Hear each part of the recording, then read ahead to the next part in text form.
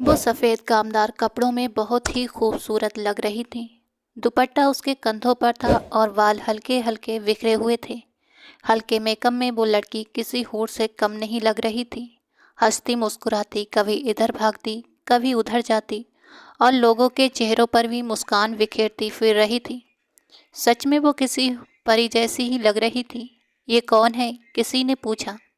माँ की दोस्त की बेटी है, दूसरे ने जवाब दिया। इतनी खूबसूरत है? फिर मजाक में बोला। क्यों, क्या तुम्हारा दिल आ गया इस पर? सामने खड़ा आर्यमान खुराना हल्का सा मुस्कुराया। हाँ, लगता है अब इसके बिना रह नहीं पाऊंगा। दोस्त ने चुटकी ली। वह आर्यन साहब को मोहब्बत हो गई, वो भी पहली नज़र में। घर में क्यारा रसोई में आई तो बोली, माँ क्या कर रही हो? माँ ने जवाब दिया, कुछ नहीं, बस खाना बना रही हूँ। भाभी कहाँ है? क्यारा ने पूछा। सो रही हैं। क्यारा ने मुंह बनाते हुए कहा। अच्छा, सारा दिन सोने के अलावा वो करती ही क्या है? माँ ने उसे डांटते हुए कहा। इधर बैठो मेरे सामने। क्यारा चुपचाप बैठ गई। माँ बोली, ऐसे अपनी भाभी की बुराई नहीं किया करो, इससे तुम्हें कोई ताज नहीं मिल जाएगा। क्यारा ने उन्हें समझाते हुए कहा। माँ, आप अकेली होती हैं, वो सारा दिन घर पर काम करती हैं। अगर मैं थोड़ी मदद कर देती हूँ तो कोई बड़ी बात नहीं। माँ ने सिर हिलाते हुए कहा। मुद्दा मदद का नहीं है, तुम हर समय अपनी भाभी के पीछे पड़ी रहती हो। बस मौका चाहिए तुम्हें उन्हें बुरा कहने का। क्यारा बोली, माँ आप मुझे जानती हैं, मैं ऐसी नहीं हूँ।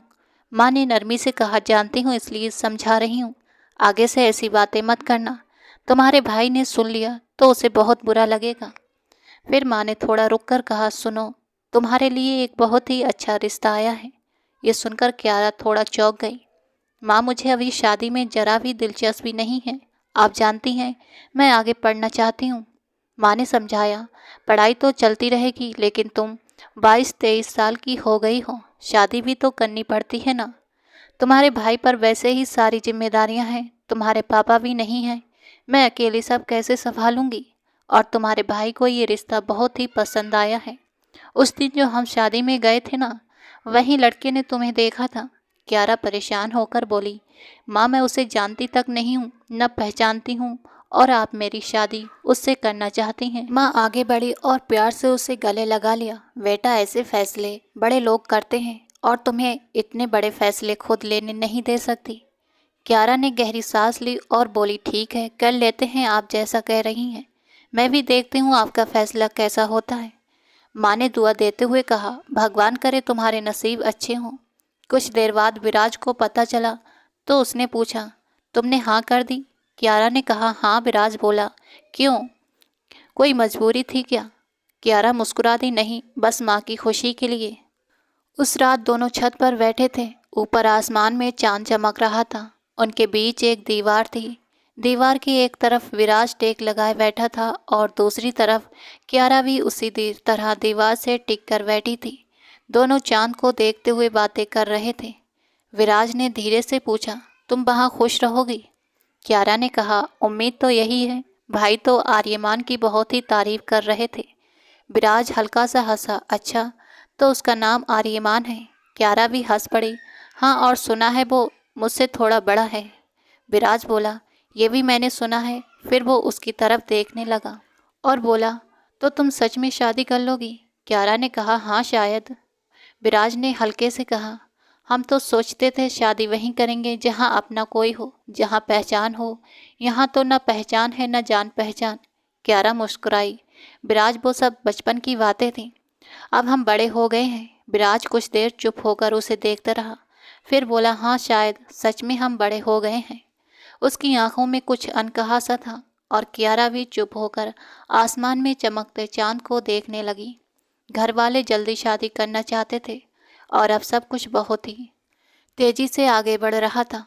माँ, क्या ये सब बहुत जल्दी नहीं हो रहा? और आपको नहीं लगता कि भाई को थोड़ी और पूछताछ करनी चाहिए थी? क्यारा ने हल्की घबराहट के साथ कहा। माँ बोली, अरे वो जान पहचान वालों में से हैं, हमने पूछताछ की है। लड़का बहुत ही अच्छा है, बिजनेसमैन है और अच्छी कमाई करता है। तुम वहाँ राज करोगी? क्यारा ने धीमे से कहा, आप लोग बस ये देख रहे हैं कि मैं वहाँ राज करूँगी, पर ये भी तो देखिए कि मैं खुश रहूँगी या नहीं। माँ ने उसके सिर पर हाथ फेरते हुए कहा, भगवान तुम्हें बहुत खुश रखे। भला तुम्हारा भाई तुम्हारे लिए बुरा सोच सकता है क्या? कियारा ने धीरे से कहा। नहीं, इतना तो मैं भी जानती हूँ। फिर भी उसके दिल में घबराहट थी, क्योंकि लड़के वाले उसी हफ्ते के आखिरी तक शादी की तारीख चाहते थे और उसके भाई ने हाँ भी कर दी थी। ससुराल से उसके लिए बहुत ही खूबसूरत कपड़े आए थे। उनमें सबसे खूबसूरत उसका शादी वाला लाल जोड़ा था। जब कियारा ने वो पहना तो सच में किसी परी जैसी लग रही थी। लाल जोड़े में उसका पूरा रूप इतना सुंदर लग रहा था कि कोई भी उसे देखकर बस देखता ही रह जाए। खुद को शीशे में देखकर वो हल्का सा शर्मा भी गई, लेकिन दिन में डर भी था, क्योंकि इतनी जल्दी शादी का उसने कभी सोचा ही नहीं था। तभी उसके कमरे के दरवाजे पर दस्तक हुई। वो पलट कर देखने लगी। दरवाजे पर विराज खड़ा था। उसे देखकर जैसे विराज की सांस अटक गई। कियारा भी कुछ पल के लिए वहीं ठिठक गई। दोनों ने एक दूसरे की तरफ देखा। उनकी आंखों में जैसे बहुत सी अनकही बातें थीं, जिनसे दिल की धड़कन तेज हो रही थी। फिर कियारा ने नजरें झुका लीं और ये बात विराज को भी चुभ गई। विराज धीरे से बोला, आज तुम बहुत ही खूबसूरत लग रही हो। मैं यहाँ आना तो नहीं चाहता था, लेकिन तुम्हें कुछ देना था। वो काले सूट में था और बहुत ही शानदार लग रहा था। वो आगे बढ़ा और कियारा का हाथ थाम लिया। कियारा, मेरी दुआ है कि तुम हमेशा खुश रहो। कियारा की आंखें नम हो गईं। विराज ने उसके हाथों में एक खूबसूरत सा ब्रेसलेट पहनाया और उसकी आंखों में देखते हुए कहा, ये मैंने तुम्हारे जन्मदिन के लिए बनवाया था, लेकिन लगता है उस वक्त तुम शायद हनीमून पर होगे, इसलिए सोचा अभी दे दूं। कियारा ने नजरें झुकाकर ब्रेसलेट देखा और बोली, बहुत सुंदर है, थैंक यू। विराज ने नरमी से कहा, बस खुश रहना और ये याद रखना कि तुम कभी अकेली नहीं हो। जब भी लगे कि तुम्हें किसी की ज़रूरत है, मैं हमेशा तुम्हारे साथ रहूँगा। उसने हल्के से कियारा के गाल पर हाथ रखा और बोला, मैं तुम्हें हमेशा खुश देखना चाहता हूँ, बहुत ज़्यादा खुश। उसकी आंखें भी भर आई थीं। कियारा हल्के से हंस पड़ी और उसके आंसू पोंछते हुए बोली, अरे मेरा विराज क्यों रो रहा है? विराज ने भारी आवाज में कहा, तुम जा रही हो ना? कियारा ने धीरे से जवाब दिया, मैं आती रहूंगी अगर सब ठीक रहा तो। विदाई का वक्त आ गया था। जब कियारा को गाड़ी में बिठाया जा रहा था तो उसका हाथ विराज के हाथ में था। जैसे ही वो गाड़ी में बैठने लगी, उसका हाथ छूटने वाला था। विराज ने आखिरी बार उसकी आंखों में देखा। कियारा भी उसे ऐसे ही देख रही थी, डरी हुई, घबराई हुई। विराज उसके हर डर को समझता था, जैसे उसकी आंखों में झांक कर सब पढ़ सकता हो। तभी किसी ने आकर कियारा का हाथ अपने हाथों में ले लिया। विराज ने देखा वो उसका पति आर्यमान खुराना था। विराज 2 कदम पीछे हट गया। कियारा दोनों को देख रही थी, जो अब कुछ दूरी पर आमने सामने खड़े थे। फिर आर्यमान बहुत धीरे से कियारा के साथ गाड़ी में बैठ गया। जैसे ही गाड़ी का दरवाज़ा बंद हुआ, विराज को लगा जैसे उसका दिल भी वहीं बंद हो गया हो। उधर फूलों से सजे उस कमरे में बैठी कियारा को घुटन सी महसूस हो रही थी, जैसे सब कुछ बहुत जल्दी बदल गया हो। कमरे में इतने फूल सजे थे कि कियारा को लग रहा था जैसे उसकी सांस ही रुक जाएगी। सब कुछ बहुत नया और अजीब लग रहा था, लेकिन उसने हमेशा सुना था कि शादी में बहुत बरकत होती है, इसलिए वो अपने दिल को समझा रही थी और उम्मीद भी रखे हुए थी। तभी कमरे का दरवाज़ा खुला। कियारा के हाथ पांव हल्के से कांप गए। आर्यमान खुराना कमरे में आया और धीरे धीरे चलता हुआ उसके सामने आकर बैठ गया। कियारा ने धीरे से नज़र उठाई। उसे देखकर आर्यमान कुछ पल चुप रह गया, जैसे उसने इतनी खूबसूरत लड़की पहले कभी देखी ही ना हो। फिर मुस्कुराकर बोला, तुम बहुत ही खूबसूरत हो। ये उसके मुंह से निकले पहले शब्द थे। कियारा के गाल शर्म से लाल हो गए। आर्यमान ने उसका हाथ थामा और उसे एक खूबसूरत सी अंगूठी पहनाते हुए बोला, ये तुम्हारी मुंह दिखाई है। कियारा ने धीमी आवाज़ में कहा, शुक्रिया। उसकी नर्म आवाज़ कमरे में गूंज गई। आर्यमान ने उसका हाथ पकड़े पकड़े प्यार से अपने होठों से लगा लिया और बोला, मुझे तुमसे पहली नज़र में ही प्यार हो गया था। वो उसके गालों पर उंगलियां फेरते हुए गहरी सांस ले रहा था। मैं खुद को बड़ी मुश्किल से संभाल रहा हूँ, उसने हल्की हंसी के साथ कहा। उसकी बातें सुनकर कियारा और ज़्यादा शर्मा गई। वो बहुत ही खुलकर बात कर रहा था और कियारा बस चुप बैठी उसे सुन रही थी। अब वो उसका पति था, इसलिए कियारा कुछ कह भी नहीं पा रही थी। वो धीरे धीरे उसके पास आ गया और प्यार से उसके बालों को छूने लगा। उसके घने बाल खुलकर कंधों पर बिखर गए तो वो और भी खूबसूरत लगने लगी। आर्यमान ने उसकी आंखों में देखते हुए कहा, बाकी बातें हम बाद में कर सकते हैं, आज तो बस तुम्हें अपने पास रखना चाहता हूँ।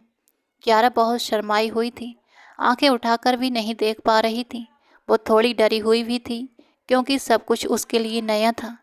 आर्यमान ने उसके गाल पर हाथ रखते हुए कहा, मुझसे डरना मत। उसकी बातें और करीब आने से क्यारा का दिल तेजी से धड़कने लगा।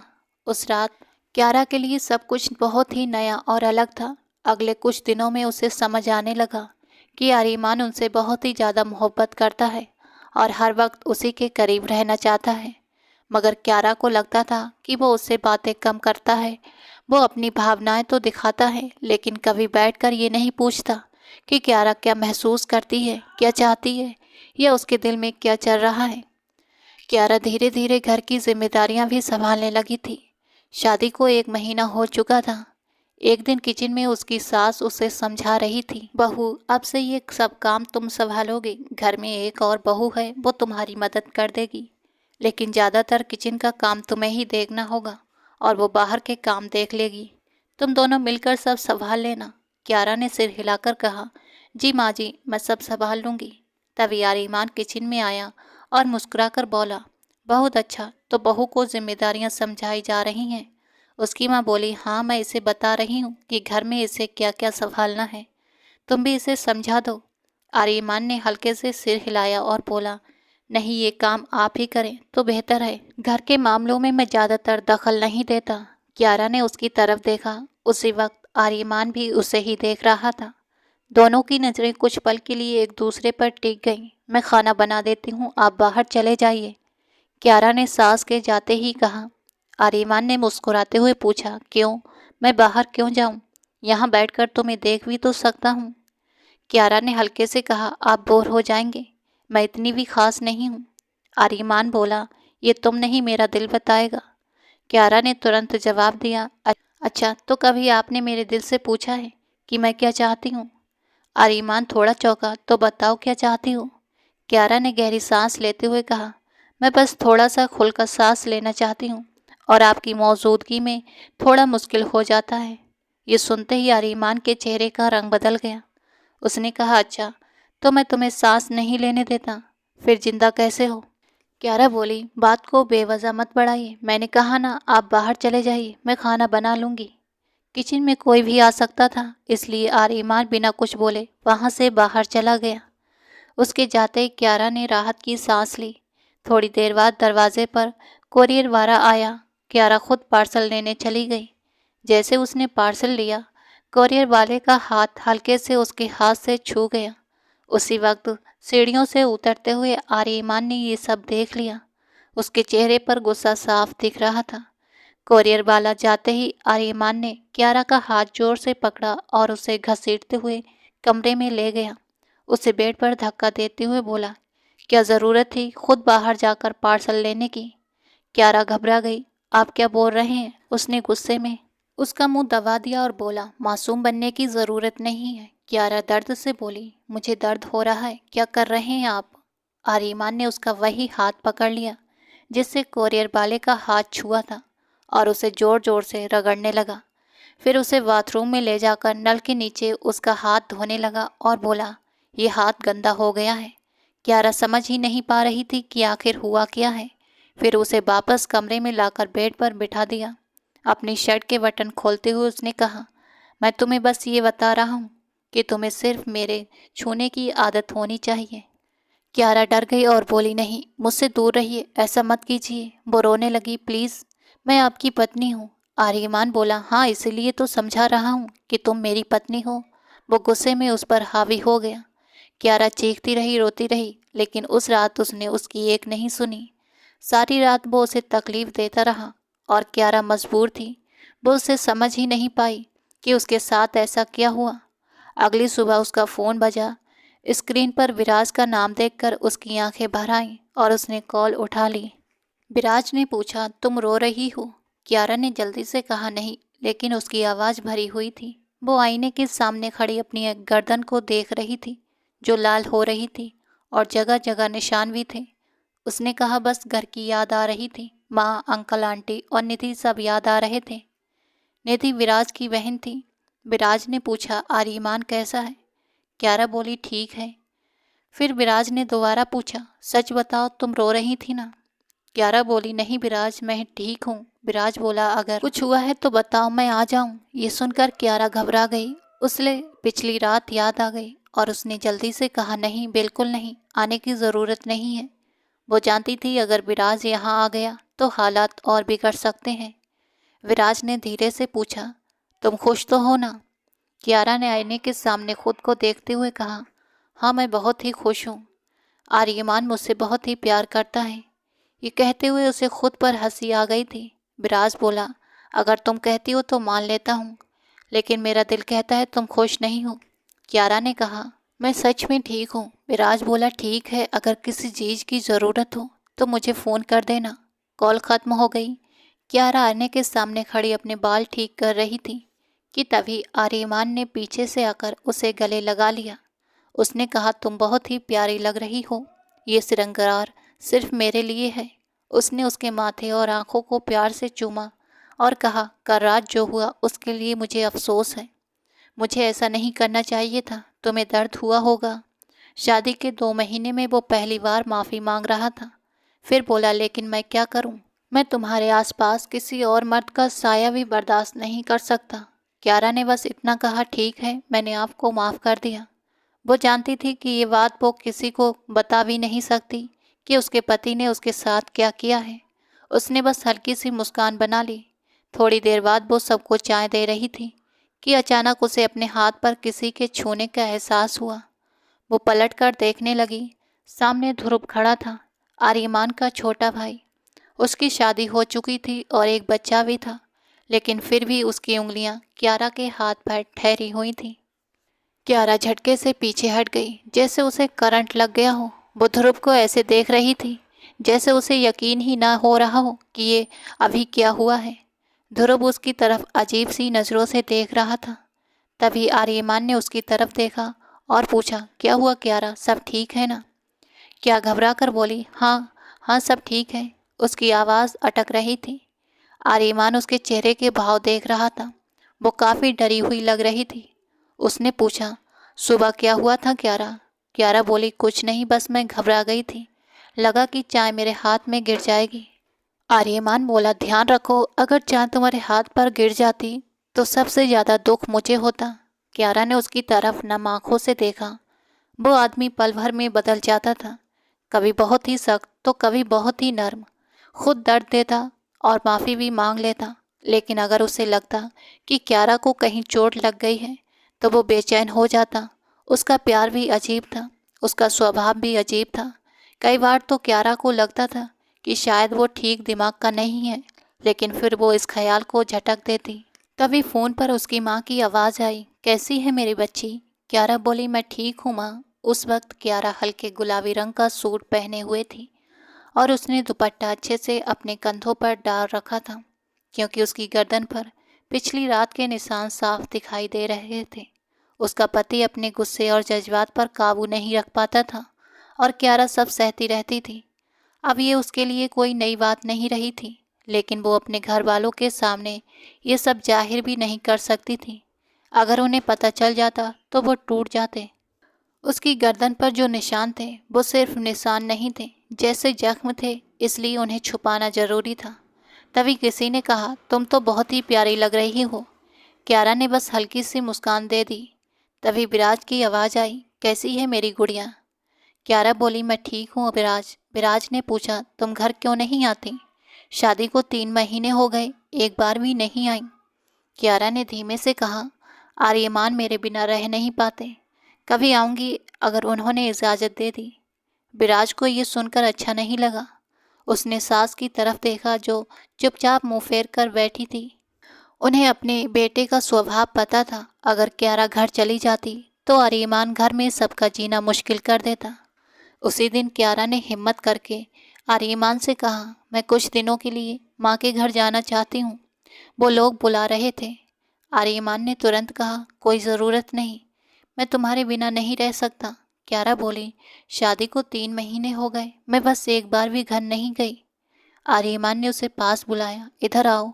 क्यारा बोली, मैं बहुत थकी हुई हूँ, मेरा पूरा शरीर दर्द कर रहा है। कल रात आपने मुझे सोने भी नहीं दिया। आज मैं बस सोना चाहती हूँ। वो सच में थक चुकी थी। उसके लिए ये सब सहना आसान नहीं था। आर्यमान का चेहरा गुस्से से भर गया। तुम मुझे मना कर रही हो? क्यारा घबरा गई। नहीं, मेरा वो मतलब नहीं था। लेकिन वो उठकर उसके बाल पकड़ चुका था। पति को ऐसे मना नहीं करते। क्यारा रो पड़ी। मैं सच में बहुत थक चुकी हूँ। उसने उसका मुंह पकड़कर उसे बिस्तर पर धक्का दे दिया। क्यारा डर गई। वो फिर से वही सब नहीं सहना चाहती थी। वो उठकर उससे दूर खड़ी हो गई और बोली, मुझसे दूर रहिए, वरना मैं खुद को नुकसान पहुंचा दूंगी। ये सुनकर आर्यमान गुस्से में आ गया और उसने उसे जोर से थप्पड़ मार दिया। क्यारा बिस्तर पर गिर गई और उसके होठ से खून निकल आया। आर्यमान झुककर बोला, आइंदा अगर मुझे अपने पास आने से रोका तो अच्छा नहीं होगा। क्यारा कुछ कहना चाहती थी लेकिन शब्द ही नहीं निकल रहे थे। उसने बस इतना कहा, मैं नहीं रोकूंगी, क्योंकि अब उसमें और मार सहने की ताकत नहीं थी। अगली सुबह जब वो उठी तो उसका पूरा वजूद दर्द से टूट रहा था। फिर भी वो खुद को संभाल कर बाथरूम गई, क्योंकि उसे सबके लिए नाश्ता बनाना था। कमरे के बाहर वही उसकी जिम्मेदारियां थीं, जिन्हें वो हर हाल में निभाती थी, लेकिन अंदर से वो टूट रही थी। ऐसी जिंदगी इंसान को जल्दी ही बूढ़ा कर देती है। क्यारा, जो कभी बहुत ही खूबसूरत और खुश मिजाज थी, अब धीरे धीरे मुरझाती जा रही थी।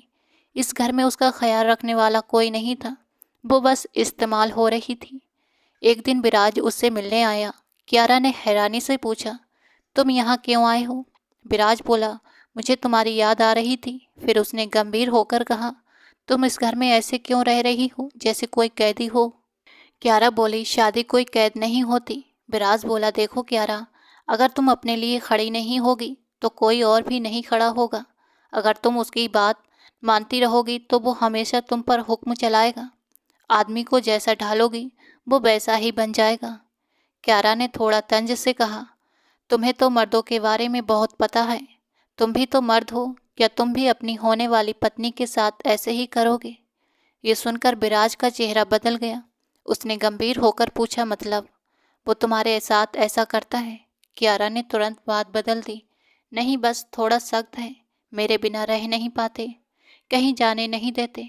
विराज बोला, लेकिन मैं ऐसा क्यों करूँगा? मैं कोई जालिम थोड़ी हूँ। क्यारा बोली, तो तुम कहना चाहते हो कि मेरा पति जालिम है? विराज बोला, मैं ऐसा नहीं बोल रहा, लेकिन जिस तरह उसने तुम्हें घर से बाहर नहीं निकलने दिया वो ठीक नहीं है। खुद को देखो क्यारा, तुम पहले कैसी थी और कब कैसी हो गई हो। उसने ये बात बहुत धीरे से कही। क्यारा ने नजरें झुका ली। विराज ही था जो उसे सच दिखा सकता था, क्योंकि वो उसका बचपन का दोस्त भी था और उसका हमराज भी। तभी दरवाज़ा खुला और आर्यमान घर में दाखिल हुआ। उसने क्यारा के पास विराज को बैठा देखा तो उसका चेहरा गुस्से से भर गया, लेकिन उसने खुद को संभाला और आकर दूसरी तरफ बैठ गया। उसके चेहरे से ही विराज समझ गया कि उसे उसका यहाँ आना बिल्कुल पसंद नहीं आया, इसलिए वो क्यारा से अलविदा कहकर वहाँ से चला गया। विराज के जाते ही आर्यमान ने क्यारा से कहा, अपने उस दोस्त को फ़ोन करके मना कर दो, अगर वो दोबारा यहाँ आया तो अच्छा नहीं होगा। क्यारा पलटी और गुस्से में बोली, आपने मुझे ख़रीदा नहीं है कि जो आप कहेंगे मैं वही करूँगी। मैं आपकी पत्नी हूँ, गुलाम नहीं। अगर आप मुझे इज्जत नहीं देंगे तो मैं भी नहीं दूंगी। और आज के बाद ये याद रखिएगा, मैं आपके साथ कोई ज़बरदस्ती बर्दाश्त नहीं करूँगी। अगर आपने फिर से मेरा साथ ऐसा किया तो मैं चिल्लाऊंगी और सबको बता दूंगी कि आप मेरे साथ कैसा बर्ताव करते हैं। क्यारा अभी ये बोल ही रही थी कि आर्यमान ने झट से उसे पकड़ लिया। गुस्से में बोला, तुम्हारी इतनी हिम्मत, तुम पागल हो गई हो क्या? पति से ऐसी बातें करती हो? क्यारा ने भी डरते डरते कहा, मैंने कोई बदतमीजी नहीं की। आप भूल गए हैं कि इंसानियत क्या होती है? शादी के इन 4 महीनों में आपने मुझे बिस्तर के अलावा दिया ही क्या है? बस इतना सुनते ही आर्यमान का गुस्सा फूट पड़ा। उसने उसे एक के बाद एक कई थप्पड़ मार दिए। जब उससे भी उसका गुस्सा शांत नहीं हुआ तो उसने क्यारा को बालों से पकड़कर ज़मीन पर गिरा दिया और गुस्से में कमरे से बाहर चला गया। थोड़ी देर बाद उसकी सास आई और उसे सूप पिलाने लगी। वो उसे देखते हुए बोली, मेरे बेटे से बदतमीजी क्यों करती हो? जो औरतें अपने पति से उल्टा जवाब देती हैं उसका यही हाल होता है। अब वो तुम्हारा पति है, अपना हक तो लेगा ही। तुम ही क्यों नहीं निभाती अपना फर्ज? कियारा उन्हें अजीब नज़रों से देख रही थी। उसे लगा जैसे इस घर में सबकी सोच ही अलग है। उसकी सास फिर बोली, इस घर में तुम्हें किस चीज़ की कमी है? महल जैसा घर है, अच्छे कपड़े, सब कुछ तो मिलता है तुम्हें, फिर भी तुम्हारा मन नहीं भरता। इतना कहकर वो सूप पिलाकर बाहर चली गई। जब आर्यमान कमरे में आया तो कियारा ने उसकी तरफ देखा भी नहीं। उसकी हाथों पर पट्टी बंधी थी, चेहरे पर भी चोट के निशान थे। वो खुद भी सोच रही थी कि क्या वो वही कियारा है जो कभी दुल्हन बनकर इस घर में आई थी, या अब सिर्फ एक कैदी बनकर रह गई है। लगभग 15 दिन की बात थी। कियारा अब थोड़ी संभल गई थी और किचन में खड़ी केक बना रही थी। इन 15 दिनों में आर्यमान ने उससे दूरी बना ली थी। वो उसके पास नहीं आता था, अक्सर लाइब्रेरी में ही सो जाता था। कियारा को लगता था शायद उसे अपनी गलती का एहसास हो गया है। वो उससे नज़रें भी नहीं मिलाता था। कभी कभी तो कियारा को लगता कि शायद वो अंदर ही अंदर बहुत ही परेशान है। वो चाहती थी कि उससे बैठकर बातें करे, लेकिन आर्यमान ने कभी उसे ऐसा माहौल ही नहीं दिया था कि वो उससे खुलकर बात कर सके। इसलिए उसने कोशिश भी नहीं की। वो खुद भी उससे बहुत नाराज़ थी। उसके दिल में अब शायद नफ़रत पैदा होने लगी थी, लेकिन मजबूर थी। वो कहाँ जाती?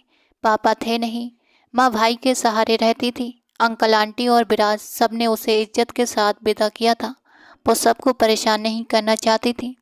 तभी पीछे से आवाज़ आई, क्या कर रही हो? कियारा मुड़ी तो देखा ध्रुव खड़ा था।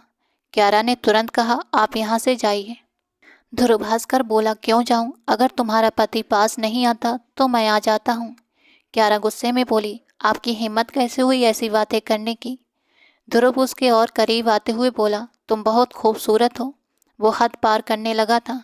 कियारा ने तुरंत किचन में चाकू उठा लिया और उसकी तरफ करते हुए बोली, मुझसे दूर रहिए वरना मैं कुछ भी कर सकती हूँ। ध्रुव प्लीज़। ध्रुव मुस्कुराया, अरे मेरा नाम तुम्हारे मुंह से कितना अच्छा लगता है। कियारा चिल्लाई, चुप रहिए। तभी उसकी पत्नी किचन में आ गई और ये सब देखकर हैरान रह गई। ध्रुव तुरंत चिल्लाने लगा, ये लड़की ही ऐसी है, तुम्हें पता है ये क्या कर रही थी? मुझ पर लाइन मार रही थी। बोल रही थी कि उसका पति लाइब्रेरी में सोता है, इसलिए मैं इसकी ज़रूरतें पूरी कर दूं।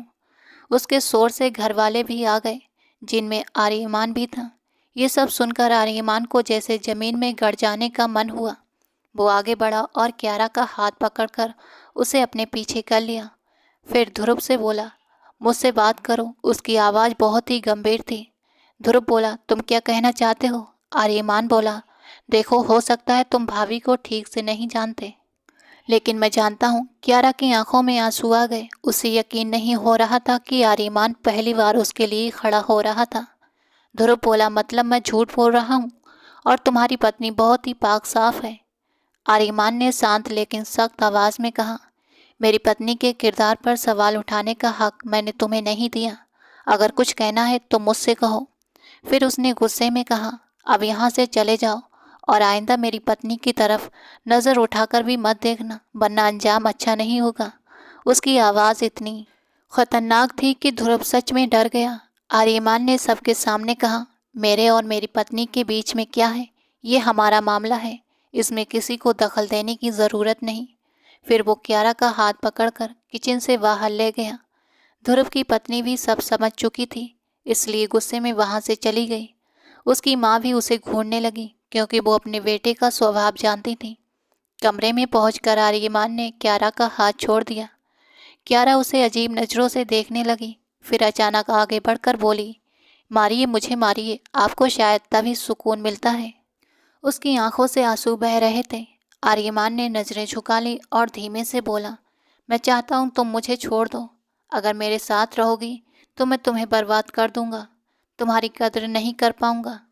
कियारा चीख पड़ी, मैं जाऊं भी तो कहाँ जाऊं? मेरे पास बचा ही क्या है? आपने मेरे अंदर की सारी ताकत खत्म कर दी है।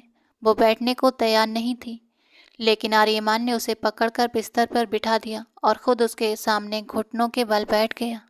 उसने उसके हाथ थामकर चूमे और आंखों से लगा लिए। उसकी आंखों से आंसू बह रहे थे। वो बोला, मैं तुमसे बहुत प्यार करता हूँ, लेकिन मुझे खुद समझ नहीं आता कि मुझे क्या हो जाता है। मैं बचपन से ही ऐसा हूँ, बहुत ही भावुक और बहुत ही पॉजेसिव। मैं जानता हूँ मेरी कमजोरियाँ क्या हैं, लेकिन कभी कभी मैं खुद भूल जाता हूँ। फिर उसने भारी आवाज़ में कहा, मैं बचपन में सिर्फ 5 साल का था जब मैंने अपने पापा को अपनी माँ के साथ बुरा व्यवहार करते देखा था। कई बार उन्हें माँ को मारते देखा। माँ सब सहती थी, सुबह उठकर मुस्कुरा देती थी और हमें खाना खिलाती थी जैसे कुछ हुआ ही नहीं। क्यारा चुपचाप सुन रही थी। आर्यमान बोला, इन सब चीज़ों को मेरे दिमाग पर बहुत ही बुरा असर पड़ा था।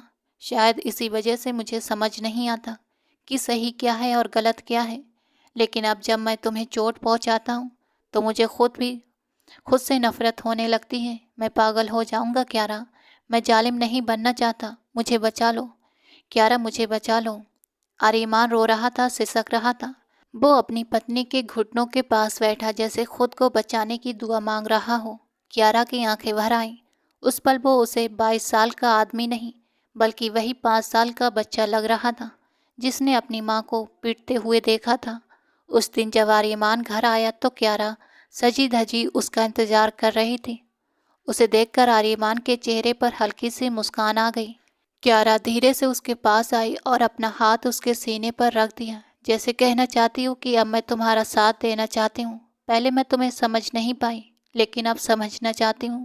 पहले शायद तुमसे प्यार नहीं था, लेकिन अब करना चाहती हूँ।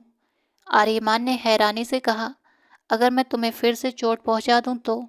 क्यारा ने शांत होकर कहा, अगर ऐसा हुआ भी तो मैं सह लूँगी। आर्यमान बोला, मैं तुम्हें क्यों चोट पहुँचाऊँगा? मैं तुमसे माफ़ी मांग चुका हूँ।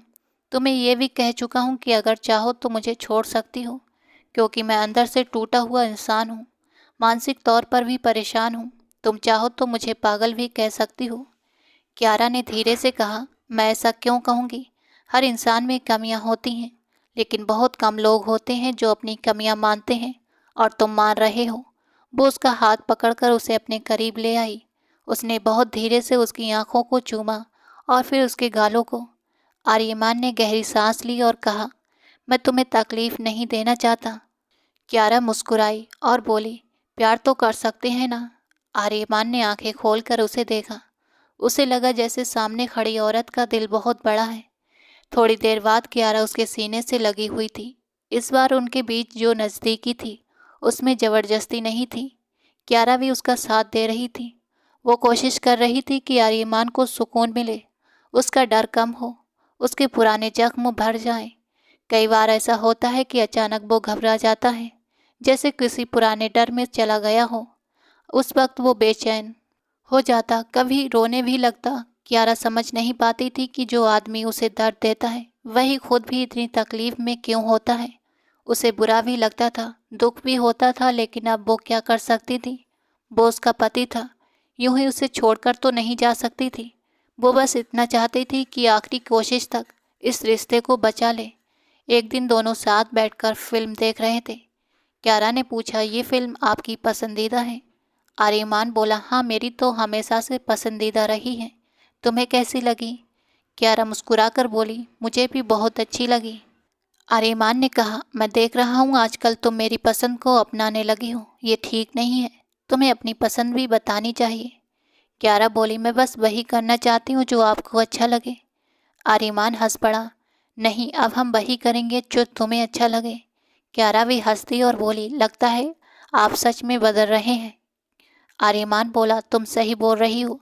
जब से तुमने मुझे समझना शुरू किया है मैं सच में बदलने लगा हूँ। अब मुझे पहले जैसा गुस्सा नहीं आता। फिर उसने प्यार से कहा, क्यारा, लेकिन अचानक उसके मुंह से निकल गया परी। ये सुनकर क्यारा एक पल के लिए रुक गई, जैसे कोई पुरानी याद छू गई हो। फिर उसने मुस्कुराकर कहा, अच्छा, तो आप मुझसे परी कहेंगे? आर्यमान बोला, हाँ, अच्छा लगता है। क्यारा मुस्कुराई, आपके मुंह से तो और भी अच्छा लगता है। आर्यमान ने उसे अपनी बाहों में लेते हुए उसके माथे को चूम लिया, लेकिन तभी उसके सांस लेने का अंदाज बदलने लगा। वो गहरी गहरी सांस लेने लगा, जैसे खुद को संभालने की कोशिश कर रहा हो। क्यारा ने उसका हाथ पकड़कर कहा, आराम से, सब ठीक है। आर्यमान बोला, नहीं, मुझे बहुत ही गुस्सा आ रहा है, समझ नहीं आ रहा क्या हो रहा है। क्यारा बोली, प्लीज़ खुद को संभालिए, मैं पानी लाती हूँ। आर्यमान ने तुरंत उसका हाथ पकड़ लिया। क्यारा, मुझे छोड़कर मत जाओ। क्यारा बोली, मैं कहीं नहीं जा रही, तभी आर्यमान अचानक सीने को पकड़कर बोला, मुझे दर्द हो रहा है, मेरे सीने में बहुत दर्द है, मैं मर जाऊंगा, मुझे छोड़कर मत जाना। क्यारा घबरा गई। वो उसे संभालते हुए बोली, मैं माँ को बुलाती हूँ, आपको क्या हो गया है? तभी उसकी आवाज़ सुनकर घर वाले दौड़ते हुए अंदर आए। सबने मिलकर आर्यमान को सहारा दिया और तुरंत हॉस्पिटल ले गए। थोड़ी देर में क्यारा की माँ, भाई और बाकी परिवार वाले भी वहाँ पहुँच चुके थे। डॉक्टरों ने बताया कि आर्यमान को अचानक हार्ट अटैक आया है। क्यारा हॉस्पिटल की बेंच पर बैठी आईसीयू के दरवाजे को देखती रह गई। अभी तो सब कुछ ठीक होना शुरू हुआ था। वो खुद से बोल रही थी, नहीं, वो मुझे छोड़कर नहीं जा सकता, हमने तो साथ रहने का वादा किया था। सच में औरत का दिल अजीब होता है। वही आदमी जो कुछ महीने पहले तक उसे दर्द देता था, वही अब उसकी पूरी दुनिया बन गया था। तभी विराज आकर उसके पास बैठ गया और उसका हाथ पकड़कर बोला, कुछ नहीं होगा, चिंता मत करो, सब ठीक हो जाएगा। क्यारा ने नम आंखों से उसकी तरफ देखा और कहा, अगर वो चला गया तो मेरी ज़िंदगी बहुत ही मुश्किल हो जाएगी, उसे कुछ नहीं होना चाहिए। थोड़ी देर बाद डॉक्टर बाहर आए और धीमी आवाज़ में बोले, हमें बहुत ही अफसोस है, हम उन्हें बचा नहीं पाए। ये शब्द नहीं थे, ये क्यारा के लिए जैसे उसी पल मौत की खबर थी। वो रोने की आवाज़ें गूंजने लगीं। खुराना परिवार का बड़ा बेटा दुनिया छोड़कर जा चुका था। अपने सारे दर्द, अपने सारे जख्म अपने साथ लेकर वो चला गया था, बिना किसी से शिकायत किए, सबको अचानक छोड़कर। जो लोग अचानक चले जाते हैं उनका दुख सबसे ज़्यादा भारी होता है। क्यारा वहीं बैठी रह गई और बाद में उसका भाई और माँ उसे अपने साथ घर ले गए।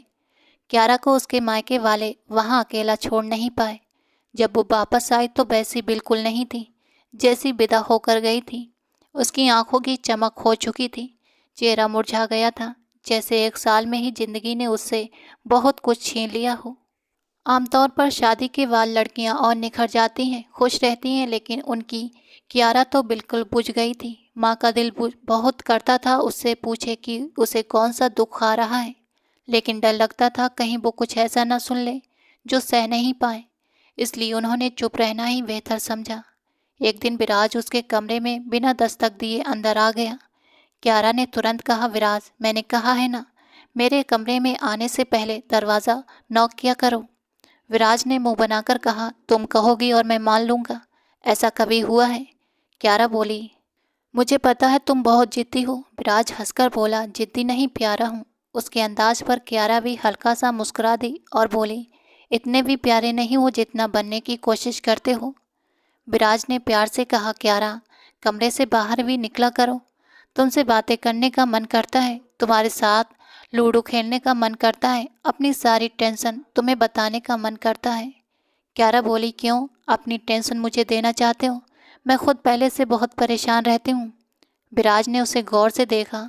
सफ़ेद कपड़ों में बैठी क्यारा कहीं से भी 22 साल की नहीं लग रही थी, जैसे उम्र से कई साल बड़ी हो गई हो। उसके चेहरे की मासूमियत भी कहीं खो गई थी। विराज बोला, क्यारा, ये सफ़ेद कपड़े मत पहना करो। क्यारा ने धीमे से कहा, मैं विधवा हूँ।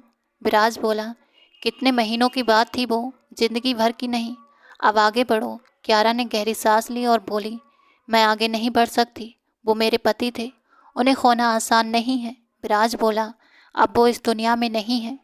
क्यारा तुरंत बोली, तुम्हारे लिए ये मजाक हो सकता है, मेरे लिए नहीं। विराज चुप हो गया। उसे समझाना मुश्किल था, लेकिन नामुमकिन नहीं था। उधर एक दिन विराज की माँ किसी लड़की की बात कर रही थी। वो बोली, लड़की बहुत अच्छी है। क्यारा ने धीरे से पूछा, आपने विराज को दिखाया है? माँ बोली, अभी नहीं, लेकिन मुझे पसंद है, सोच रही हूँ इसी साल उसकी शादी कर दूँ। घर बहुत सोना लगता है, बच्चों की आवाज़ें आएंगी तो अच्छा लगेगा, और वैसे भी अब विराज की शादी की उम्र हो गई है, कारोबार भी संभाल लिया है। क्यारा हल्का सा मुस्कुरा दी। माँ बोली, लड़की बहुत ही प्यारी है, तुम भी उससे बात कर लेना। क्यारा ने पूछा, विराज मान गया? माँ बोली, लड़की वाले तो मान गए हैं, बस तुम्हारा विराज मान जाए। तभी विराज अंदर आया और बोला, माँ, मैं किसी और से शादी नहीं कर सकता।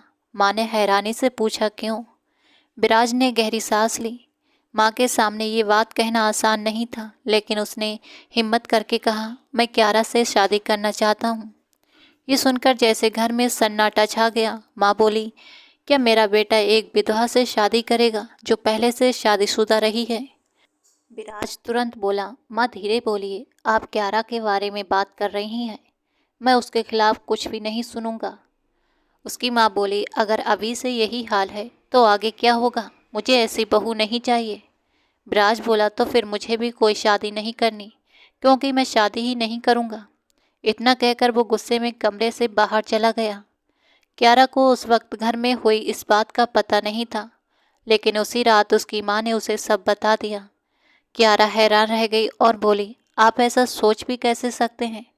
माँ बोली, मैं नहीं सोच रही, तुम्हारी आंटी ने तुम्हारा हाथ मांगा है। क्यारा चुप रह गई, जैसे उसके पास शब्द ही नहीं बचे थे। बाद में उसने विराज से पूछा, तुम मुझसे शादी क्यों करना चाहते हो? विराज बोला, बताऊंगा, लेकिन अभी नहीं, पहले तुम शादी के लिए हाँ तो कर दो। क्यारा बोली, विराज तुम बहुत अच्छे हो, तुम्हें मुझसे कहीं बेहतर लड़की मिल सकती है। विराज मुस्कुराया, मुझे पता था तुम यही कहोगी, लेकिन कोई बात नहीं, मुझे बुरा नहीं लगेगा। फिर वो उसके सामने घुटनों के बल बैठ गया। क्यारा घबरा गई और बोली, ये क्या कर रहे हो? विराज बोला, तुम्हें बता रहा हूँ कि तुम मेरे लिए क्या हो। तुम मेरे लिए मेरा प्यार हो और मैं तुम्हारे लिए वही प्यार बनना चाहता हूँ। क्यारा की आंखें भर आईं। ये वही इकरार था जो वो बचपन से सुनना चाहती थी, वही एहसास था जो उसके दिल ने कभी चाहा था, लेकिन आज वो सब सुनकर भी अजीब लग रहा था, क्योंकि ये ख्वाहिश अब कहीं दिल के अंदर दब चुकी थी। शादी के बाद क्यारा ने कभी इस तरह से उसके बारे में नहीं सोचा था। अगर कभी विराज की याद भी आती तो वो तुरंत उसका ख्याल झटक देती। विराज ने उसकी तरफ देखते हुए कहा, मैं जानता था, दिल से जानता था कि जो मैं तुम्हारे लिए महसूस करता हूँ, तुम भी वही महसूस करती हो। क्यारा की आंखें भर आईं। वो धीमी आवाज़ में बोली, तो पहले क्यों नहीं कहा? क्यों मुझे यूं बर्बाद होने दिया? क्यों दुनिया को मौका दिया कि वो मुझे छोड़ दे? वो रोते रोते उसके साथ घुटनों के बल बैठ गई। अगर मेरी रूह के अंदर झांकोगे ना, तो तुम्हें मेरे टूटे हुए टुकड़े मिलेंगे। बताओ कैसे समेटोगे उन्हें? विराज ने सिर झुका लिया और बोला, मुझे माफ़ कर दो, मैं डर गया था, मुझे लगा था शायद तुम खुश हो। क्यारा ने हल्का सा रोते हुए कहा, अच्छा तो जाओ, मैं तुमसे शादी नहीं कर रही। विराज हंस पड़ा और बोला, ऐसा जुल्म मत करो। क्यारा ने गहरी सांस ली। जब वो उसके साथ शादी के लिए जा रही थी तो उसे डर नहीं लग रहा था, लेकिन दिल में बहुत ही उलझन थी। वो इस रिश्ते के लिए पूरी तरह तैयार नहीं थी। उसके अंदर बहुत डर और दर्द छुपा हुआ था। विराज को इतना ज़रूर पता था कि वो डरी हुई है, लेकिन ये नहीं जानता था कि वो किन हालातों से गुजर कर आई है। एक दिन विराज ने उसका हाथ पकड़ते हुए कहा, अपना हाथ दो। क्यारा बोली, क्या कर रहे हो? वो मुस्कुराया, कुछ नहीं, बस तुम्हें थाम रहा हूँ। फिर चांद की तरफ इशारा करके बोला, वो देखो, वो भी तुम ही हो मेरे लिए। क्यारा हल्का सा मुस्कुराई, हाँ जानती हूँ। विराज बोला, चांद से जुड़ी हर खूबसूरत चीज़ मेरे लिए तुम ही हो। क्यारा ने कहा, ये तो मैं बचपन से जानती हूँ। उस वक्त क्यारा लाल जोड़े में पूरी दुल्हन बनी हुई थी और विराज काली शेरवानी में दूल्हे जैसा सजा हुआ था। दोनों साथ खड़े चांद को देख रहे थे। फिर वही दीवार से टेक लगाकर बैठ गए। विराज ने उसका हाथ थामा तो क्यारा ने भी अपना हाथ उसके हाथ में दे दिया। वो दोनों चुपचाप चांद को देखते रहे। थोड़ी देर बाद विराज बोला, आज तुम मुझे वो सब बताओगी जो तुमने किसी से नहीं कहा। पहले मैं पूछ नहीं पाता था, हमारे बीच एक दूरी थी, लेकिन अब तुम मेरी पत्नी हो, हमारे बीच कोई पर्दा नहीं। तुम मुझसे सब कुछ कह सकती हो, यूँ समझो जैसे खुद से बातें कर रही हो। दिल हल्का हो जाएगा। उसकी बातें सुनकर क्यारा की आंखों से आंसू बहने लगे। वो रोना नहीं चाहती थी, क्योंकि वो विराज को दुखी नहीं करना चाहती थी। इसलिए धीरे धीरे छोटे छोटे शब्दों में उसने अपने दिल की बातें बतानी शुरू की। जैसे जैसे वो बोलती गई, विराज का दिल भारी होता गया। जब वो सब कहकर चुप हुई तो विराज ने उसका हाथ कसकर पकड़ लिया और बोला, तुमने इतना सब कुछ कैसे सहा? मुझे बताया क्यों नहीं? जब मैं मिलने आया था तब बता देती। क्यारा बोली, मैं बता नहीं पाई, हिम्मत ही नहीं थी। मैं कैसे तुम पर इतना बोझ डालती? मुझे पता था तुम मुझसे प्यार करते हो, तुम ये सब सह नहीं पाते। विराज बोला, अगर पता था तो मुझे बताया क्यों नहीं? एक बार कह देती। क्यारा ने शिकायत भरे अंदाज में कहा, तुम भी तो कह सकते थे। विराज ने उसे उठाकर अपने सीने से लगा लिया। फिर बहुत धीरे से उसका चेहरा ऊपर किया और उसके माथे को चूम लिया। वो उसके प्यार का पहला एहसास था। क्यारा की आंखें बंद हो गईं। वो उसकी बाहों में थी और खुद को सुरक्षित महसूस कर रही थी। कुछ देर बाद विराज बोला, अरे ये क्या कर रही हो? क्यारा बोली, तुम्हारे कपड़े ठीक कर रही हूँ। विराज हंसकर बोला, बाद में कर लेना, पहले ये देखो। क्यारा ने पूछा, ये क्या है? विराज बोला, फॉर्म है। किस चीज़ का फॉर्म? विराज मुस्कुराया, तुम्हारी आगे की पढ़ाई का। क्यारा हैरान हुई, लेकिन आंटी को बुरा लगेगा। विराज ने मजाक में पूछा, आंटी कौन? क्यारा बोली, मेरी सास। विराज ने मुस्कुराकर कहा, और मैं कौन? क्यारा बोली, आप मेरे पति। विराज बोला, तो फैसला किसका माना जाएगा? क्यारा मुस्कुराई, तुम्हारा। विराज बोला, तो फिर ये फॉर्म भरो, तुम अपनी पढ़ाई आगे जारी रखोगी। क्यारा खुश होकर मुस्कुराई। विराज बोला, मैं चाहता हूँ तुम बिजी रहो, अपनी पुरानी एक्टिविटीज़ फिर से शुरू करो। ये घर तुम्हारा है, तुम यहाँ वैसे ही रहोगी जैसे शादी से पहले रहती थी। क्यारा ने उसे देखते हुए पूछा, सच?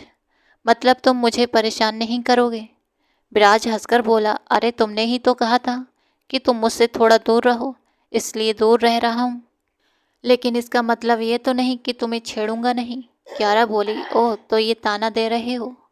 विराज उसके करीब आया, उसे हल्का सा अपनी तरफ खींचा और शरारत से बोला, नहीं, बस तुम्हें वक्त दे रहा हूँ कि संभल जाओ, तब तक मैं तुम्हें देखता रहूँगा। क्यारा हंस पड़ी और उसे हल्का सा धक्का देते हुए बोली, दूर रहो, थोड़ी तमीज़ सीखो। विराज हंसकर बोला, अब अपनी पत्नी के सामने भी तमीज़ दिखाऊं? तभी पीछे से आवाज़ आई, तुम दोनों बहुत ही अच्छे लग रहे हो। क्यारा मुस्कुराकर बोली, थैंक यू आंटी।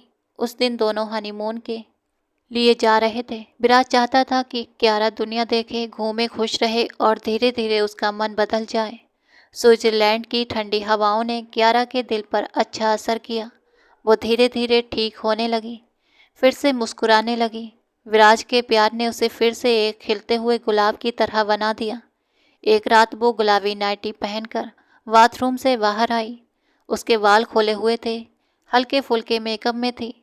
वो बेध्यान सी कमरे में दाखिल हुई, जैसे उसे पता ही ना हो कि कोई और भी मौजूद है। विराज उसे देखते हुए मुस्कुरा रहा था, जैसे उसकी तवज्जो चाहता हो। उसने शरारत से कहा, ओह, कोई तो आज बहुत ही हॉट लग रहा है। क्यारा थोड़ा शर्मा कर बोली, क्या कर रहे हो? दूर रहो, हम यहाँ घूमने आए हैं, ये सब करने नहीं।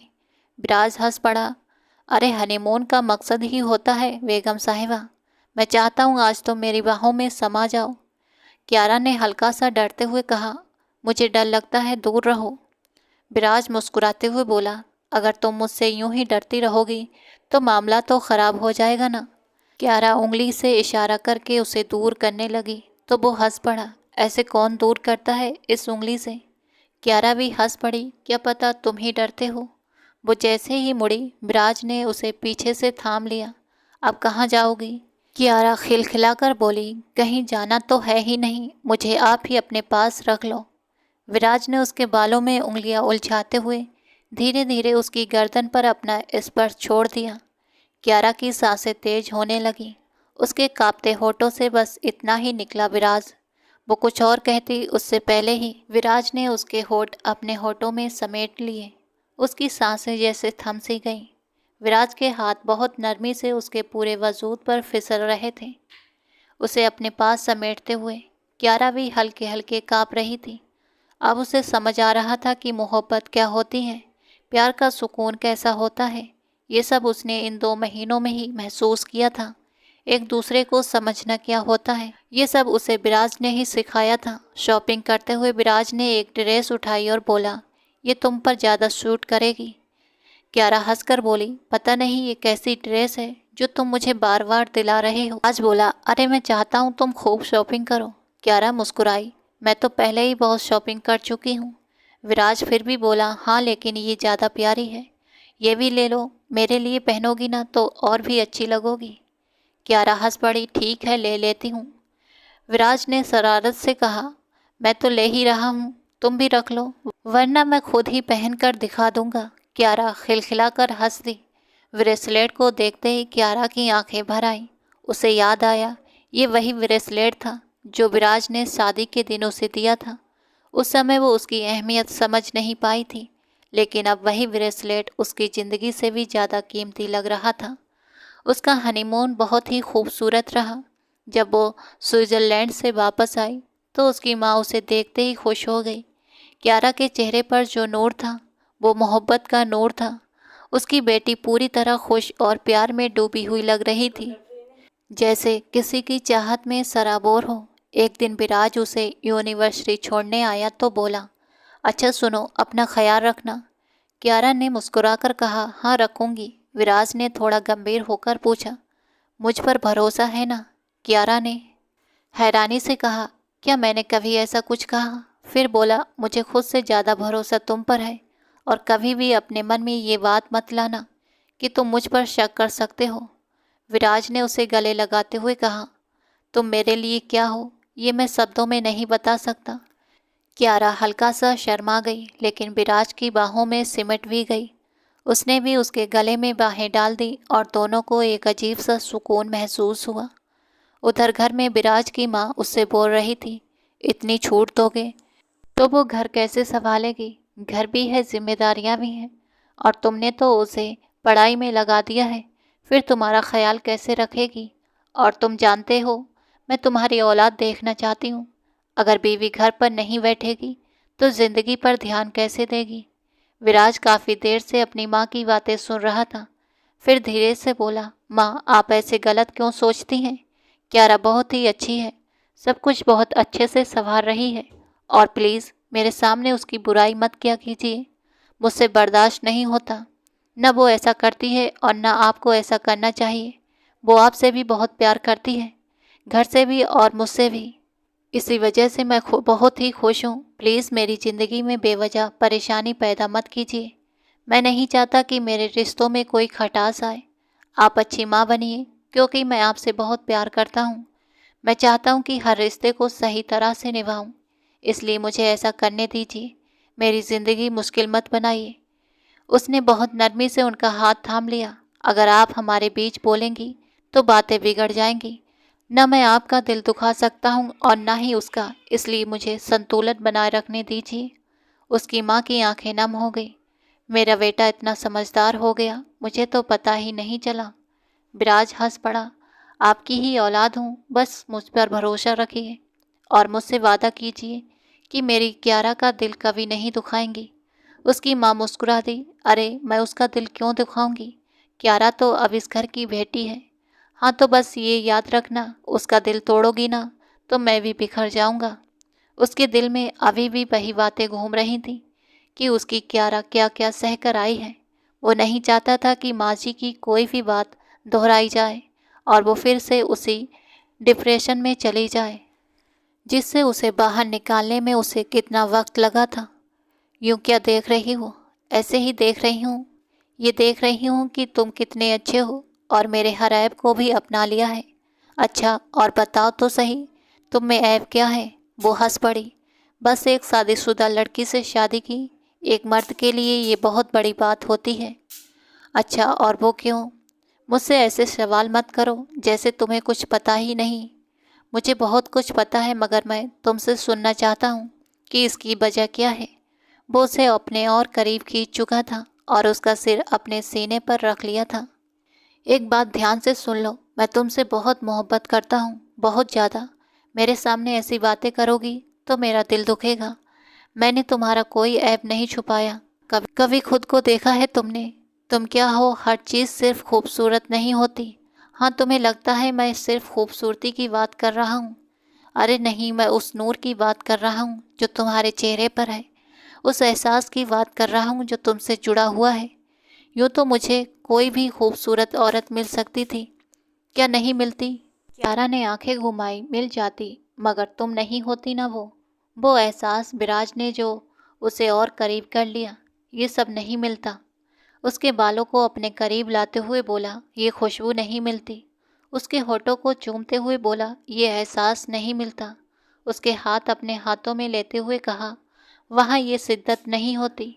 वहाँ मैं वो नहीं होता जो तुम्हारे साथ हूँ। वो हंस पड़ी।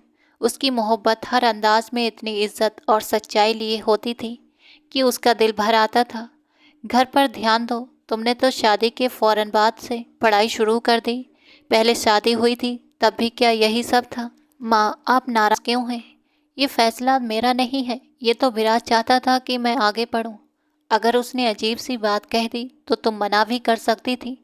माँ, पढ़ाई जारी रखना कौन सी अजीब बात है? वो ठीक कहता है। मुझे इसकी ज़रूरत थी, बाहर निकलने की, कुछ करने की, ताकि मेरा दिमाग थोड़ा फ्रेश हो जाए। क्यों, तुमने कौन सा ऐसा बड़ा काम कर लिया है?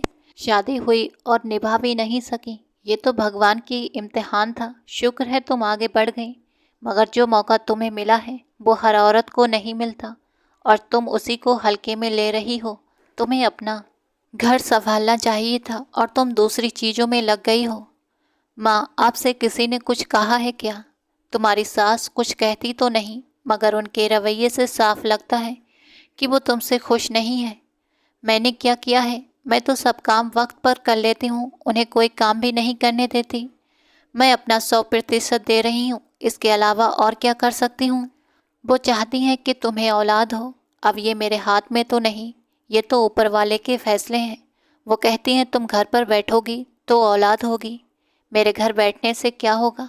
जब होना होगा तब हो जाएगा। माँ, आप लोगों की बातों पर ध्यान मत दीजिए। मैं किसी की बातों पर ध्यान नहीं देती। तुम मेरी इकलौती बेटी हो, इसलिए डर जाती हूँ। तुम्हारे भाई ने भी कहा था कि मैं तुम्हें समझाऊं। भाई तो बस लोगों की बातों में आ जाते हैं, हम लोगों की बातों में नहीं आ रहे। तुम्हें खुद समझना चाहिए, ये तुम्हारी दूसरी शादी है। दूसरी शादी का जिक्र आते ही क्यारा की आंखें भर आईं। वो पुराने लम्हे, वो दर्द भरे दिन जब वो संभलने की कोशिश कर रही थी, सब उसके सामने आ गए। एक धुंधला सा चेहरा उभरा, उसका डरावना रूप, फिर उसका कभी प्यार से भरा चेहरा भी। वो 2 कदम पीछे हट गई। ये सारी बातें उसने अपने दिल में दबा ली। उसने अपने पहले पति का हमेशा सम्मान रखा था।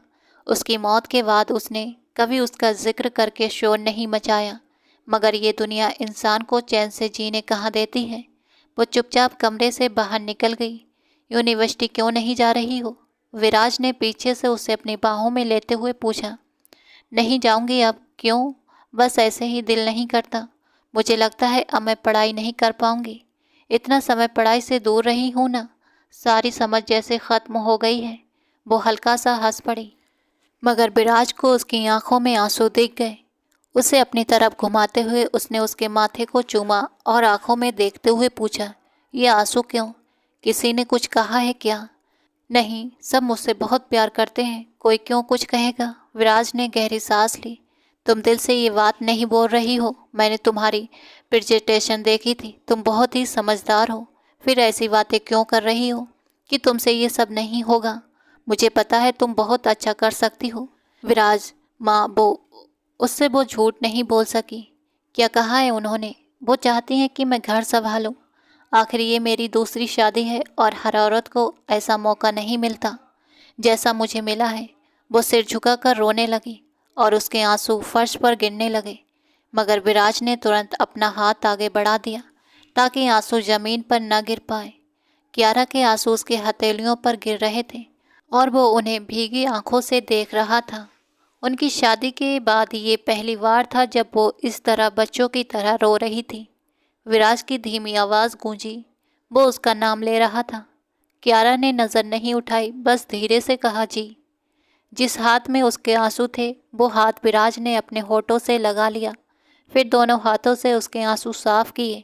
मेरी तरफ देखो। अगर मैं कहूँ कि मैं तुम्हें अलग रखना चाहता हूँ तो तुम रहोगी मेरे साथ? क्यारा चौंक गई। ये आप क्या बोल रहे हो? विराज, तुम अंकल आंटी के अकेले बेटे हो। निधि शादी करके चली जाएगी, उन्हें लगेगा कि मैंने उनसे उनका बेटा छीन लिया है। विराज ने गहरी सांस ली। कोई कुछ नहीं समझेगा, और सच कहूँ तो कोई कुछ समझना भी नहीं चाहता। अगर हम यहाँ रहे तो ये लोग तुम्हें चैन से जीने नहीं देंगे। फिर उसने हल्की मुस्कान के साथ कहा, यानी अब मेरी बीवी अपनी मर्जी से कुछ नहीं कर सकती? ऐसे रोकोगी तुम? उसने हाथ के इशारे से बताया कि वो कितनी रो चुकी है। क्यारा हंस पड़ी। तुम मेरे आंसू गिन रहे थे? विराज ने धीरे से कहा। ये मेरे दिल पर गिर रहे थे। क्यारा ने सिर हिलाया। ठीक है, अब नहीं रोऊंगी और यूनिवर्सिटी भी नहीं जाऊंगी। अभी किसी को परेशान नहीं करना चाहती। विराज तुरंत बोला, तुम मुझे परेशान कर रही हो। और कोई हो ना हो, लेकिन अगर मैं कहूँ कि मेरी ख्वाहिश है, तो ये तुम्हारा फ़र्ज़ नहीं है कि अपने पति की ख्वाहिश पूरी करो।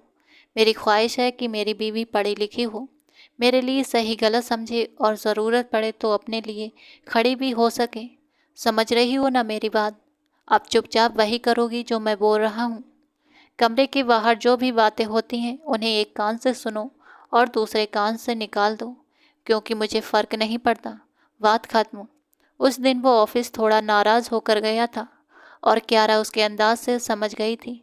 कुछ ही दिनों में उसे ये बात अच्छी तरह समझ आ गई कि अगर वो हर बात को दिल से लगाएगी तो कुछ नहीं कर पाएगी।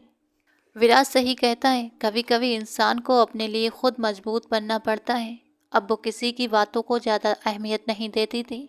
जितना कर सकती थी उतना करती थी। दिल नहीं करता था तो छोड़ देती थी। खुद पर ज़बरदस्ती नहीं करती थी।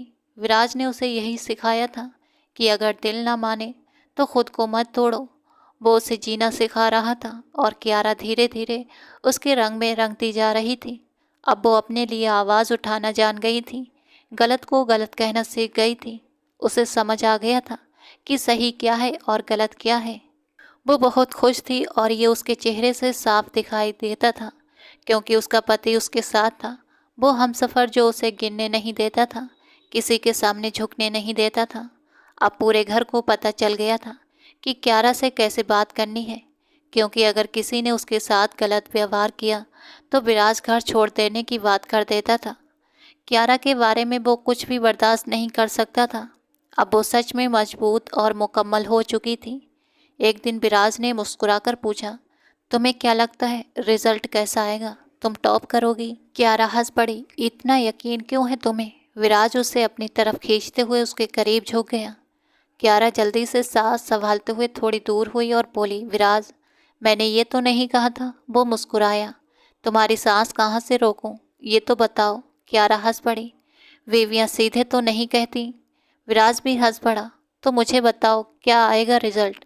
क्यारा ने मुस्कुराते हुए कहा, टॉप करूँगी, ऐसा ही है ना? विराज बोला, जैसा मैंने कहा है, मैं बहुत ही एक्साइटेड हूँ। क्यारा ने भी कहा, हाँ मैं भी बहुत ही एक्साइटेड हूँ। विराज ने प्यार से कहा, तुम मेरी मोहब्बत हो। क्यारा हंसती, शुक्र है तुमने मान तो लिया कि मैं तुम्हारी मोहब्बत हूँ। क्यारा उसके बालों को हल्का सा बिखेरते हुए उसकी आंखों में देखने लगी। कोई शक है तुम्हें? विराज ने तुरंत कहा, नहीं, बिल्कुल नहीं। तुम्हारी मोहब्बत पर शक करूं तो गुनहगार कहलाऊंगा। क्यारा हंस पड़ी। वाह मिस्टर हैंडसम, धीरे धीरे सीख रहे हो। विराज मुस्कुराया, अच्छा जी, धीरे धीरे तुम सीख रही हो मुझसे? मैं तो पहले से ही सीखा हुआ हूँ। क्यारा ने शरारत से पूछा, अच्छा कितनी बीवियाँ रही हैं तुम्हारी? विराज ने मजाक में कहा, पहले तो 4 थीं, तुम 5वीं हो। क्यारा तुरंत बोली, अच्छा जरा बताऊं तुम्हें अभी? विराज हंसते हुए बोला, बताओ ना उन चारों के नाम। क्यारा ने गहरी सांस ली। अगर होती तो बता देता ना। विराज की आवाज़ हल्की सी भर आई। क्यारा हंसते हुए बोली, अरे मेरे प्यारे पति, रो क्यों रहे हो? विराज ने मजाक में कहा, मुझे तुमसे डर लग रहा है, कहीं शक ही ना करने लगो कि मैंने सच में 4 बीवियाँ छिपा कर रखी हैं। क्यारा ने मुस्कुराते हुए कहा, नहीं, तुम्हारी इतनी हिम्मत नहीं। वो आगे कुछ कहती उससे पहले ही विराज ने उसे फिर से चुप करा दिया। बहुत बोलने लगी हो, तुम्हें ऐसे ही चुप कराया जा सकता है। क्यारा जोर से हंस पड़ी। पूरे कमरे में उसकी हंसी और मुस्कुराहट गूंज रही थी और विराज हमेशा की तरह उसकी मुस्कान में खोया हुआ था। दोस्तों, आपको ये स्टोरी कैसी लगी कमेंट बॉक्स में ज़रूर बताना। कहानी पसंद आई हो तो प्लीज़ लाइक करना।